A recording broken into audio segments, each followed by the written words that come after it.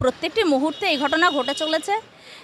আমরা দেখেছি যে আমাদের ভারতীয় জনতা পার্টির তিনি একজন পথপ্রদর্শক, আমাদের সম্মানীয় খগেন মুর্মুদা বা দেখুন শঙ্করদা, তারা গেছিলেন দুর্ভিক্ষ পীড়িত মানুষের জন্য ত্রাণ নিয়ে গেছিলেন।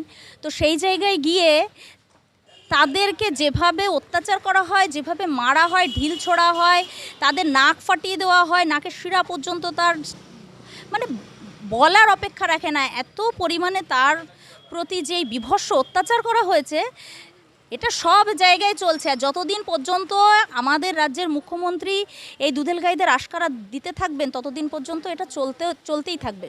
তিনি ওখান থেকে যখন হসপিটালে গেলেন, হসপিটালে গিয়ে তিনি দেখলেন, দেখবার পরে তিনি ওখান থেকে বেরিয়ে বলছেন খুব ছোট ঘটনা। তার কাছে আর কত ছোট ঘটনা আমরা দেখব জানি না, কোন ঘটনা তার চোখে বড় হয়ে দাঁড়াবে আর কবে সেটা বড় হয়ে দাঁড়াবে, তার সেই দিন দেখবার অপেক্ষায় আমরা রয়েছি।